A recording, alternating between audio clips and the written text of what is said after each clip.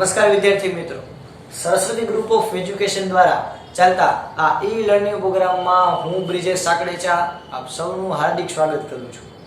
આપણે ધોરણ 9 ની અંદર વિજ્ઞાન વિષયની અંદર ચેપ્ટર નંબર 11 નો અભ્યાસ કરતા હતા કે જેનું નામ છે કાર્ય અને ઉર્જા. ઓકે, તો આની અંદર આપણે પહેલા તો કાર્ય વિશે ભણ્યા. કાર્યની બે શરત છે કે પહેલા તો કોઈ પદાર્થ ઉપર બળ લાગતું હોવું જોઈએ અને બીજું એ પદાર્થનું સ્થાનાંતર થતું હોવું જોઈએ, એટલે કે એ પદાર્થના સ્થાનમાં ફેરફાર થતો હોવો જોઈએ. ત્યારબાદ આપણે જોયું હતું કે ઉર્જા કોને કહેવાય, તો કે જેમ પદાર્થ વધારે કાર્ય કરશે એમ પદાર્થ વધારે ઉર્જા ધરાવતો હોય છે અને જેમ ઓછું કાર્ય કરશે એ પદાર્થ ઓછી ઉર્જા ધરાવતો હશે. ત્યારબાદ ઉર્જાના અલગ અલગ પ્રકાર જોયા, ગતિ ઉર્જા વિશે ડિટેલમાં માહિતી મેળવી, સ્થિતિ ઉર્જા વિશે આપણે ઇન્ટ્રોડક્શન જોયું હતું, સ્થિતિ ઉર્જાની વ્યાખ્યા, એની સંજ્ઞા, એના ઉદાહરણ. હવે આજે આપણે એવી જ એક સ્થિતિ ઉર્જા જે છે એ ભણવાના છીએ કે જેનું નામ છે ગુરુત્વીય સ્થિતિ ઉર્જા. ઓકે, તો આપણો ટોપિક જે છે ઉર્જાનો, એની અંદર આપણે ગતિ ઉર્જા ભણ્યા, હવે સ્થિતિ ઉર્જા ભણશી. તો સ્થિતિ ઉર્જા વિશે આપણે ખાલી થોડીક એવી માહિતી મેળવી, હવે ડિટેલમાં માહિતી મેળવશું. તો જે ગુરુત્વીય સ્થિતિ ઉર્જા એટલે કે ગુરુત્વાકર્ષણને લીધે કોઈ પદાર્થ કેટલી સ્થિતિ ઉર્જા ધરાવે છે એના વિશે આપણે આજે અભ્યાસ કરવાનો છે. ઓકે, ચાલો તો બધા નોટબુક અને પેન રાખીને થઈ જાવ તૈયાર, સ્ટાર્ટ કરીએ આપણો લેક્ચર. ચાલો, તો સૌથી પહેલા આપણે કીધું કોઈ પદાર્થને જમીન પરથી અમુક ઊંચાઈ પર લઈ જવામાં આવે તો તેની ઉર્જામાં વધારો થાય છે. મેં તમને પહેલા જ કીધું, એક મસ્ત ઉદાહરણ આપણે લાસ્ટ લેક્ચરમાં કીધું તો યાદ કરો કે હું કોઈ બોલને ત્રીજા માળેથી ફેંકું અને કોઈ બોલને 9મા માળેથી ફેંકું તો તમે નીચે ઊભા હશો તો કયા બોલની સ્પીડ વધારે હશે? તમે એક્સપેરિમેન્ટ કરજો. એવડી મોટી બિલ્ડિંગમાં ચડવાનું નથી કહેતો, પણ તમે અલગ અલગ ઊંચાઈથી એક્સપેરિમેન્ટ કરજો તો તમે જાતે જ એવું અનુભવશો કે જેમ કોઈ પદાર્થની ઊંચાઈ બહુ વધારે એમ એ પદાર્થ વધારે ઉર્જા ધરાવતો હોય છે, એટલે કે વધારે સ્પીડથી નીચે ખાબકશે, પડશે. તો જ્યારે કોઈ પદાર્થને જમીન પરથી અમુક ઊંચાઈ ઉપરથી લઈ જવામાં આવે, અમુક ઊંચાઈ ઉપર લઈ જવામાં આવે તેની ઉર્જામાં વધારો થાય. જેમ કે પહેલા માળ કરતાં બીજા માળની ઉર્જા છે બોલની નીચે પડવાની વધારે છે, ત્રીજા માળ એના કરતાં વધારે છે. જેમ તમે ઉપલા માળે જતા જાઓ એમ બોલ જેમ નીચે પડશે ત્યારે એની સ્પીડ વધારે છે. ઓકે, તો આપણને કીધું કે કોઈ પદાર્થને જમીન પરથી અમુક ઊંચાઈ ઉપર લઈ જતા તેની ઉર્જામાં વધારો થાય છે. પહેલા એ સેન્ટેન્સ બધાને ક્લિયર થયું? ક્લિયર? એવું હું ધારી લઉં છું. ચાલો હવે આગળ, તો કે કારણ કે પદાર્થને ઉપર લઈ જવા માટે ગુરુત્વાકર્ષણ વિરુદ્ધ કાર્ય કરવું પડે. તમે કોઈ બોલને ઉપર લઈ જાઓ તો એના માટે તમારે તો કાંઈક તો કાર્ય કરવું પડશે. બોલને ઉપર લઈ જવા માટે હું કોઈ બોલ ઉપર આમ ઘા કરું તો ઉપર આમ બોલ જશે, ઉપર જશે, ઉપર જશે, ઉપર જશે, પછી એક સમય આવશે કે સ્થિર થશે, પછી નીચે આવશે. તો તમારે કોઈ બોલને ઉપર લઈ જવો હોય તેના માટે તમારે ગુરુત્વાકર્ષણ બળ વિરુદ્ધ કંઈક કાર્ય કરવું પડે. તો તમે આ જે કાર્ય કરો છો એ પદાર્થની અંદર શું થાય છે, તો કે ઉર્જા રૂપે સંગ્રહ પામે છે. ઓકે, તો આપેલી ગ્રાફમાં બે ગતિના પોઈન્ટ, કોઈ પદાર્થને જમીન ઉપરથી અમુક ઊંચાઈ લઈ જાઓ તેની ઉર્જામાં વધારો થાય અને તમે પદાર્થને ઉપર લઈ જવા માટે ગુરુત્વાકર્ષણ બળ વિરુદ્ધ જેટલું કાર્ય કરો, જેમ કે હું માની લો કે કોઈ માર્કર અહીંયા પડી છે સપાટી પર, તો હું એને ઉપર લઈ જાઉં તો મેં જો ગુરુત્વાકર્ષણ બળ વિરુદ્ધ મારા હાથ વડે કાર્ય કર્યું, ગુરુત્વાકર્ષણ બળ વિરુદ્ધ મારા હાથ વડે મેં શું કર્યું? કાર્ય. તો એ જે કાર્ય હશે એ માર્કર દ્વારા ઉર્જા સ્વરૂપમાં સંગ્રહિત થશે. એટલે એ જ રીતે આપણે અહીંયા ઉદાહરણ રૂપે જોઈએ તો ઉર્જા રૂપે સંગ્રહ પામશે. જે ઉદાહરણ આપું, જેમ કે માની લો કે કોઈ આવું એક બોક્સ છે, આ બોક્સને હું અહીંયા જમીન ઉપર રાખું, એટલે જમીન તો નથી પણ તમે એવું ધારી લો કે હું જમીન ઉપર રાખું તો એની સ્પીડ જે છે એટલે એ જે છે સ્થિર હશે. હવે તો કે આ જે બોક્સ છે, આ જે મારું બોક્સ છે એને મારે અહીંયાથી ઉપાડી અને આ સ્થાને એમનું રાખવું હોય તો મારે એને શું કરવું પડે? ઉર્જા આપવી પડે. એ ઉર્જા જે હશે, મેં અહીંયાથી અહીંયા સુધી હું બોક્સને લઈ ગયો, અહીંયાથી અહીંયા સુધી હું બોક્સને લઈ ગયો તો મારા હાથ વડે લઈ ગયો એટલે મેં કંઈક ઉર્જા વાપરી. એ જે ઉર્જા છે બોક્સમાં સંગ્રહિત થશે ગુરુત્વીય સ્થિતિ ઉર્જા સ્વરૂપે. એટલે હવે જો આ જે બોક્સ હશે એને હું નીચે કરીશ તો જો નીચે પડશે, તો ઉપરથી નીચે શું કામ પડ્યું? એનામાં એવી ગતિ ઉર્જા ક્યાંથી આવી? તો કે હું અહીંથી ઉપર લઈ ગયો તો ને એ ઉર્જા સંગ્રહિત થઈ અને પછી ગતિ ઉર્જા સ્વરૂપે નીચે આવી. હું ઉદાહરણ આપું, જેમ કે જો કોઈ આ જમીન હોય તો જમીન ઉપર હું કોઈ બોલને પકડીને એવી તેમ કહું હજી નીચે જશે નહીં જાય, કારણ કે તમે એને કઈ સ્થિતિ ઉર્જા ધરાવતું જ નથી. આપણે કીધું તું રેડી. હમણાં હું તમને કહીશ કે કોઈ જમીન ઉપર કોઈ પદાર્થ હોય તેની સ્થિતિ ઉર્જા શૂન્ય હોય. હવે તમે જેમ એને જમીન ઉપરથી ઉપર લઈ જાઓ એટલે તમે કઈ કાર્ય કર્યું, એ કાર્ય આ માર્કરના જે ઇન્કની બોક્સ જે છે એટલે કે તમે જે કાર્ય કર્યું એ જે પદાર્થ જે છે એમાં ઉર્જા સ્વરૂપે સંગ્રહિત પામશે. પણ જેવું તમે એને મૂકશો એટલે એ ગતિ ઉર્જા ધારણ કરશે. તો આ છે આપણી ગતિ ગુરુત્વીય સ્થિતિ ઉર્જા. આઈ હોપ બધાને થોડું ક્લિયર થાય છે. ઘણું બધું. વાહ, વી આર વેરી હોશિયાર. શું? તો કે જ્યારે કોઈ પદાર્થને જમીન ઉપરથી ઉપર લઈ જવામાં આવે તો ગુરુત્વાકર્ષણ બળ વિરુદ્ધ તમારે કંઈક કાર્ય કરવું પડે. એ જે કાર્ય કરશો એ પદાર્થની અંદર ઉર્જા સ્વરૂપે સંગ્રહિત થશે. તો બહુ અગત્યનો ક્વેશ્ચન છે વિદ્યાર્થી મિત્રો, 3 માર્કમાં વારંવાર પૂછાતો એક્ઝામમાં આઈએમપી ક્વેશ્ચન છે. તો જમીનથી ઉપર કોઈ બિંદુ પાસે, જમીનથી ઉપર કોઈ બિંદુ પાસે, આ માની લો આ જે મારી માર્કર પર એ તો બિંદુ છે, તો જમીનથી ઉપર કોઈ બિંદુ પાસે પદાર્થને જમીન પરથી તે બિંદુ સુધી લઈ જવા માટે ગુરુત્વ બળ વિરુદ્ધ માં તેના ઉપર કરવા પડતા કાર્યને તે પદાર્થની શું કહેવાય? ગુરુત્વીય સ્થિતિ ઊર્જા. હજી એકવાર, જમીનથી ઉપર કોઈ બિંદુ પાસે પદાર્થને જમીન પરથી તે બિંદુ સુધી લઈ જવા માટે ગુરુત્વીય બળ વિરુદ્ધમાં કરવા પડતા જે કાર્ય હશે એને કહેવાય ગુરુત્વીય સ્થિતિ ઊર્જા. એક મસ્ત મજાની આકૃતિ દોરું જેથી તમને ક્લિયર થાય. તો સમજો કે અહીંયા મારી પાસે આ એક જમીન છે,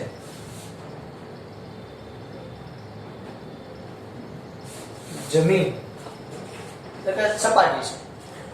ત્યાં મેં કોઈ બોક્સ રાખેલું છે એટલે કે મારો એક પદાર્થ રાખેલો છે.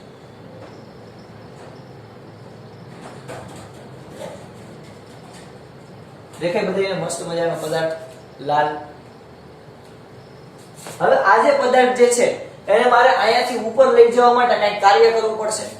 હવે ધારો કે મેં આ પદાર્થ જે છે એને આ બિંદુએથી ઉપર લઈ ગયો h ઊંચાઈ. ક્યાં? h ઊંચાઈ એ. h ઊંચાઈ હું લઈ ગયો. તો હવે જે આ બોક્સ છે એ અહીંયા આવી ગયું.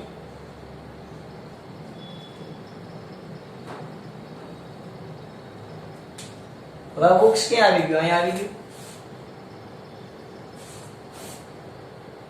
તો આ બાજુ બોક્સે શું કર્યું? મુવમેન્ટ કર્યું. મેં બળ આ બાજુ કર્યું. તો અહીંયા કોઈ બોક્સ હતો, સિમ્પલ વાત છે ભાઈ, અહીંયા કોઈ બોક્સ હતો એને ઉપાડી હું અહીંયા લઈ ગયો h ઊંચાઈ, એટલે કે આટલી ઊંચાઈ ઉપર લઈ ગયો. ઊંચાઈ કેટલી મને ખબર અત્યારે નથી, 2 મીટર 3 મીટર 5 મીટર 2 કિલોમીટર ગમે એટલી હોય. હું કોઈ પદાર્થને એક જગ્યાએથી બીજી જગ્યાએ ઉંચકીને લઈ ગયો, ઉપર રાખ્યો છે, તો h ઊંચાઈ પદાર્થ ગયો. તો મારે ગુરુત્વાકર્ષણ બળ વિરુદ્ધ કંઈક કાર્ય કરવું પડ્યું. એ કાર્ય જે છે એ આ પદાર્થ જે છે એ ઊર્જા સ્વરૂપે સંગ્રહિત કરશે, સ્ટોર કરશે. તો આકૃતિમાં દર્શાવ્યા મુજબ પદાર્થને h ઊંચાઈએ લઈ જવા માટે કંઈક તમારે શું આપવું પડે? બળ આપવું પડે. આ h ઊંચાઈ લઈ જવા માટે તમારે કોઈ પદાર્થને કંઈક બળ આપવું પડે. આ માટે જરૂરી લઘુત્તમ બળ એટલે કે આ માટે તમારે ઓછામાં ઓછું કેટલું બળ આપવું પડે? તો કે પદાર્થના વજન બળ એટલે કે માજી જેટલું. પદાર્થના વજન બળ માજી જેટલું તમારે કંઈક બળ આપવું પડે. તમારે કોઈ પદાર્થને કોઈ એક જગ્યાએથી બીજી જગ્યાએ ઉંચકવો છે તો એ પદાર્થને તમારે h ઊંચાઈ લઈ જવો છે તો જગતની માલિપા તમારે એ પદાર્થ ઉપર કંઈક બળ આપવું પડે. તો જગતની માલિપા એ જે બળ જે છે એનું મૂલ્ય કેટલું હશે? તો કે એ બળનું મૂલ્ય પદાર્થના વજન બળ જેટલું હશે, ઓછામાં ઓછું બળનું મૂલ્ય. પદાર્થનું વજન બળ એટલે માજી. તો વ્યાખ્યા મુજબ કરેલા કાર્ય જેટલી ઊર્જા પદાર્થમાં સંગ્રહ પામે છે. આપણી વ્યાખ્યા મુજબ શું તો કે મેં અહીંયા સુધી જવા માટે કંઈક કાર્ય કર્યું. એ જે કાર્ય માની લો કે મેં 8 જૂલ જેટલું કાર્ય કર્યું તો આ પદાર્થ કેટલી ઊર્જા મેળવશે? 8 જૂલ. માની જો કારણ કે બળ લાગે છે તો બળ આવ્યું F, પદાર્થે સ્થાનાંતરે કર્યું એટલે આવ્યું H. તો આ પદાર્થ ઉપર મેં કેટલું કાર્ય કર્યું તો કે ફોર એક્ઝામ્પલ મેં 8 જૂલ કર્યું તો આ પદાર્થ કેટલી ઊર્જા ધરાવશે 8 જૂલ. માની લો કે આ પદાર્થ ને મેં અહીંયાથી અહીં ઉપર લઈ જવા માટે મેં 200 જૂલનું કાર્ય કર્યું. કેટલું? 200 જૂલ. તો આ પદાર્થ કેટલી ઊર્જા મેળવશે? 200 જૂલ. એટલે કે આપણી વ્યાખ્યા મુજબ પદાર્થ ઉપર હું જેટલું કાર્ય કરીશ એટલું એ પદાર્થ ઊર્જા મેળવશે. હું પદાર્થ ઉપર જેટલું કાર્ય કરીશ, હું આપણે યાદ કરો હું કે પદાર્થને ધક્કો મારું તો મેં પદાર્થ ઉપર કાર્ય કર્યું તો એ પદાર્થ એટલી ઊર્જા મેળવશે એટલે કે એ પદાર્થ આગળ જશે. તો અહીંયા આપણે એ જ પ્રકારનો કિસ્સો થયો, પણ અહીંયા ઉપરની બાજુ થયો. ઓલો આપણે આડું ગણતા ઊભું છે કે કોઈ પદાર્થ ઉપર કરેલા કાર્ય જેટલી ઊર્જા પદાર્થમાં સંગ્રહ પામે છે. હવે તો કે આપણે એની સૂત્રની સાબિતી જોઈ તો કે ધારો કે ગુરુત્વીય બળની વિરુદ્ધ કરેલું કાર્ય કેટલું છે તો કે W. ના, W. ધારો કે ગુરુત્વીય બળને વિરુદ્ધ તમે જે કાર્ય કર્યું એને હું ધારી લઉં W. તો W એટલે તો કે કરેલું કાર્ય એટલે કે બળ ગુણ્યા સ્થાનાંતર આપણા વ્યાખ્યા મુજબ. તો W બરાબર અસલી મસાલે સચ mgh એવી રીતે યાદ રાખશી. ના તો કે સમજો તો કે કરેલું કાર્ય કેટલું છે તો કે પદાર્થના વજન બળ જેટલું એટલે કે પદાર્થના વજન બળ માજી જેટલું. તો અહીંયા બળ બરાબર હું મૂકીશ માજી, બળ બરાબર તો અહીંયા બળ બરાબર હું મૂકીશ માજી અને સ્થાનાંતર કેટલું કર્યું કે પદાર્થે આટલું સ્થાનાંતર કર્યું એટલે કે h ઊંચાઈએ ગયો તો આ h ઊંચાઈ જેટલા પદાર્થના સ્થાનમાં ફેરફાર થયો. તો આપણને પદાર્થની સ્થિતિ ઊર્જા કેટલી મળી? mgh. આનું સૂત્ર મેં તમને ઓલરેડી યાદ રખાવતા શીખવાડી દીધું. અસલી મસાલે સચ mgh એવી રીતે મસ્ત મજાનું ગાતા ગાતા આપણે યાદ રાખશી. મારી સાથે બોલો જોઈ. અસલી મસાલે સચ mgh. તો પદાર્થની સ્થિતિ ઊર્જાનું સૂત્ર આપણને જગતની માલિકા મળી ગયું. કેટલું? તો કે જ્યારે કોઈ બિંદુ પાસે પદાર્થની સ્થિતિ ઊર્જા, કોઈ પણ બિંદુ પાસે જગતની માલિકા તમે જાઓ તો એની સ્થિતિ ઊર્જાનું મૂલ્ય કેટલું હશે? mgh. એટલે કે પદાર્થે mgh જેટલી ઊર્જા મળે છે. પદાર્થની કેટલી ઊર્જા મેળવશે? કરેલું કાર્ય આટલું થયું, કરેલા કાર્ય જેટલી પદાર્થ ઊર્જા મેળવશે, જેને ગુરુત્વીય સ્થિતિ ઊર્જા EP કહેવાય છે. એટલે કે EP એટલે કે પદાર્થની સ્થિતિ ઊર્જા કેટલી મળી આપણને? mgh. ઓકે વિદ્યાર્થી મિત્રો, ક્લિયર થાય? હવે પૃથ્વીની સપાટી ઉપર h બરાબર 0 હોય, જમીન ઉપર કાંઈ હાઈટ ન હોય ને, હું એમ કહું જમીન ઉપર ઊભું મારી હાઈટ 2 મીટર છે. એ ભાઈ જમીન ઉપર હોય એટલે જમીન ઉપર તો શૂન્ય જ ગણવાનું હોય ને. 0 સેન્ટીમીટર, 0 મીટર, 0 મિલીમીટર. તો પૃથ્વીની સપાટી ઉપર જમીન ઉપર હાઈટ કેટલી હોય કોઈ પદાર્થ? 0 હોવાથી પૃથ્વીની સપાટી પર ગુરુત્વીય સ્થિતિ ઊર્જાનું મૂલ્ય અથવા તો સ્થિતિ ઊર્જાનું મૂલ્ય કેટલું થશે? તો કે ભાઈ 0. કયા કિસ્સામાં? તો કે આ કિસ્સામાં. પહેલા કિસ્સો કહી દઉં આને, આ બીજો કિસ્સો કહી દઉં. તો કે પૃથ્વીની સપાટી ઉપરથી એક જેટલી ઊંચાઈ પદાર્થની સ્થિતિ ઊર્જાનું મૂલ્ય mgh. પદાર્થ પર થયેલું કાર્ય તેના માર્ગ પર આધાર રાખતું નથી. આ ત્રીજો અગત્યનો પોઈન્ટ.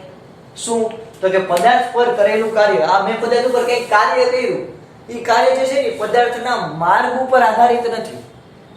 ઓકે, તો આ શું કે સમજો તો કે હું કોઈ પદાર્થને અહીંયાથી અહીંયા સુધી લઈ જાઉં તો એ પદાર્થ ઉપર કેટલું વજન લાગશે? તો કે વજન બળ માજી mg જેટલું. હવે કોઈ પદાર્થને અહીંયાથી અહીંયા સુધી લઈ જાઉં તો આમ સીધો લઈ જાઉં, આવી રીતે આમ આડો લઈ જાઉં, આમ પહેલા લઈ જાઉં, પછી આમ લઈ જાઉં, પછી આવી રીતે આમ કરીને અહીંયા લઈ જાઉં, તો આ આપણો પહેલો માર્ગ થયો એટલે કે પહેલો રસ્તો. આ મારો બીજો માર્ગ થયો.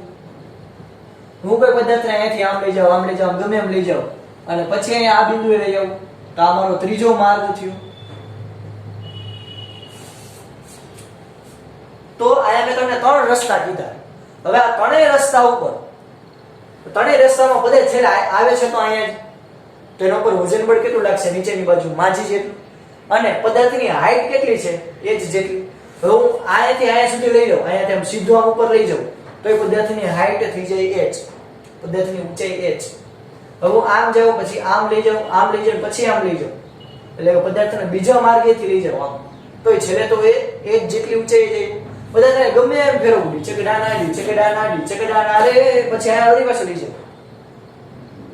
તો જો છેલ્લે આવ્યો તો આટલી જ ઊંચાઈ, તો પદાર્થની ઊંચાઈમાં કઈ ફેર નથી થતો અને પદાર્થના વજનમાં કઈ ફેર નથી થતો. એટલે યાદ રાખવાનું વિદ્યાર્થી મિત્રો ખાસ કે પદાર્થની જે સ્થિતિ ઊર્જા જે છે ને, સ્થિતિ ઊર્જા એ પદાર્થના પ્રારંભિક અને અંતિમ સ્થાન ઉપર આધારિત છે જગતની માલિકા. એટલે કે આ એનું પ્રારંભિક સ્થાન છે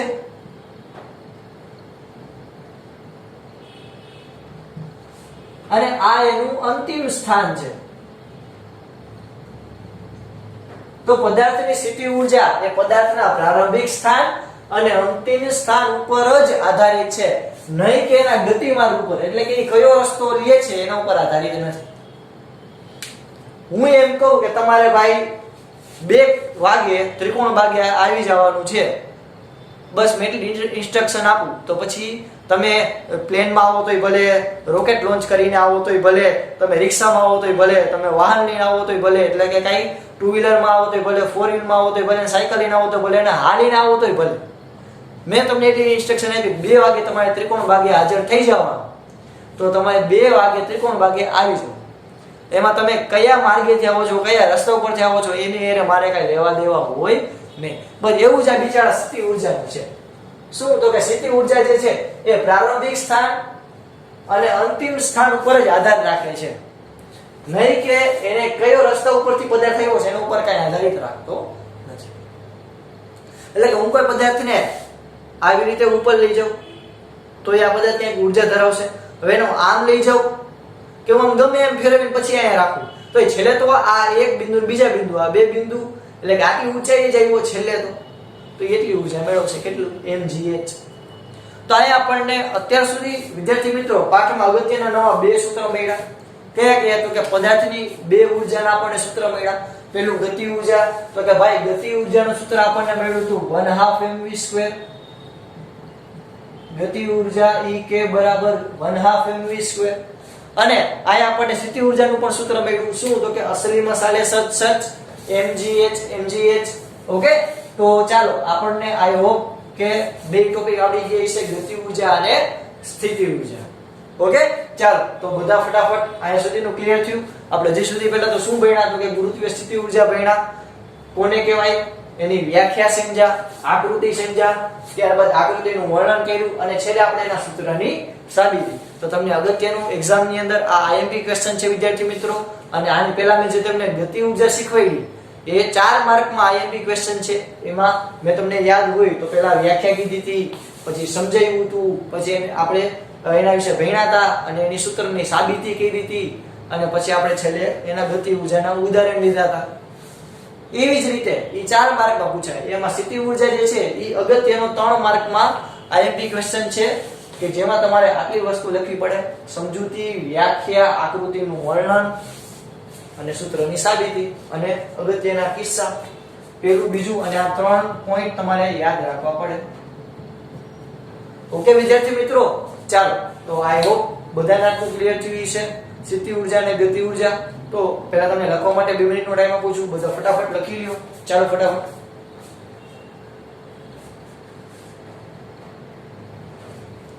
ઓકે, તો ચાલો આઈ હોપ બધાને લખાઈ ગયું હશે વિડિયો પોસ્ટ કરીને. તો અહીંયા સુધી આપણે રાખીએ. તો આજના હોમવર્ક ની અંદર આજે તમને ક્વેશ્ચન કરાવેલો છે એ જો આમ રંગબેરંગી તમને અહીંયા હું પેનનો યુઝ કરું છું. એનો ઉપયોગ શું કામ તો કે તમને વાંચવાની અને જોવાની મજા આવે. એવી જ રીતે તમારે તમારા બુકની અંદર અલગ અલગ પેનથી તમને એક પેન સજેસ્ટ કરું છું. જો યોગ્ય હોય તો લેજો. એ પેન જે છે મારે કોઈ કંપનીએ કોન્ટ્રાક્ટ નથી, પણ તમારા અક્ષર સારા થાય તો આપણે જે સાયકોલોજીકલી આપણે ફેક્ટ જોઈ તો તમારા જે પેન હોય પેનનો પોઈન્ટ જેમ જાડો, તમારા જે પેન હોય એનો પોઈન્ટ જે છે જેમ જાડો હોય એમ તમારા અક્ષર જે છે ને એ તમે સારા કરી શકો. તો આને ધ્યાનમાં રાખી અને એસએસ કંપનીની એસએસ બોલ્ડ આવે છે, એસએસ બોલ્ડ. ઓકે, તો આ એસએસ બોલ્ડ કરીને જે પેન આવે એ મારા સજેશન ઉપરથી તમે 3 કલરની પેન લઈ લો: બ્લુ, બ્લેક અને રેડ. આપણે બીજા કઈ કલર નથી લેવા. તમે આટલો તો ખર્ચો કરી શકો, 10 રૂપિયાની આવી જશે. તો આ બ્લુ, બ્લેક અને રેડ આ ત્રણેય પેન લઈ ગયું એસએસ ગોલ્ડની, અને તમારા બાકી બુકની અંદર મેં જો જેટલી વસ્તુ રેડ કલરથી લખી એ રેડ કલરથી લખો, જેટલી બ્લેક કલરથી લખી બ્લેક કલરથી લખો, જે બ્લુ કલરથી લખેલી છે અને લીટી કરેલી છે એ બ્લુ કલરથી કરો, તો તમને આ વાંચવામાં સરળ પડશે અને તમે ફટાફટ સરળ રીતે વાંચી શકશો. ઓકે, આ એસએસ બોલ્ડ નામ છે. તો વિદ્યાર્થી મિત્રો, આપણે પ્રેઝન્ટેશન ઉપર ધ્યાન દેવાનું છે, કારણ કે હવે આપણું આવતું વર્ષ છે એ 10th છે. તો ત્યાં સુધીમાં આપણે અક્ષર રાતોરાત તમારા અક્ષર સારા થઈ જશે ના. તો આપણે જે સારા અક્ષર જેના સારા થાય છે વધારે બેટર કરે પ્રેઝન્ટેશન, અને જે વિદ્યાર્થીઓના અક્ષર થોડાક એવા નબળા થાય છે, ખરાબ થાય છે, તો એ સારા અક્ષર કરવાની ટ્રાય કરે. તો એના માટે આપણે અત્યારથી તૈયારી કરશું તો આપણે 10th માટે એલિજિબલ થઈ જશું, એટલે કે ત્યારે આપણને વાંધો આવશે નહીં. તો આપણે અત્યારથી જ પ્રેઝન્ટેશન ઉપર આપણી સ્કૂલમાં ધ્યાન આપવામાં આવે છે, જેને લઈ અને આપ સચેત રહ્યો. અને આ બધા જે આખા પોઈન્ટ જે છે એ કલરથી તમે આની પહેલાની જે બુક જે છે એ પણ તમે એવું શક્ય હોય તો કલરથી આમ લીટી બીટી કરી અને ચિત્રી નાખો, જેથી તમને વાંચવામાં મજા આવે. અને મેં આ જે પોઈન્ટ લખેલા છે એ પોઈન્ટ તમને યાદ રહે, કારણ કે તમે નવનીત જેવી, નવનીત છે, દર્પણ છે, ઘણી બધી રેફરન્સ બુક છે, એમાં તમને ક્યારેક એવું બને કે અઘરા શબ્દ ન સમજાતા હોય અથવા તો વાક્ય રચના ન સમજાતી હોય, તો તમને ધ્યાનમાં રાખી અને આપણી દેશી ભાષાથી મેં આખા ક્વેશ્ચન લખેલા છે. તો તમે આટલા પોઈન્ટ લખો એટલે બધા અગત્યના પોઈન્ટ આવી જાય ને તમને પૂરેપૂરા માર્ક મળે. એટલે તમારે આવી જ રીતે મેં લખેલું છે એ જ પોઈન્ટથી તમે લખજો તમારા બુકની અંદર. ઓકે વિદ્યાર્થી મિત્રો, અહીંયા સુધી રાખીએ. જય ભારત, જય હિન્દ. વિજ્ઞાન એટલે કે સાયન્સ ફાઇટ્સ બેક.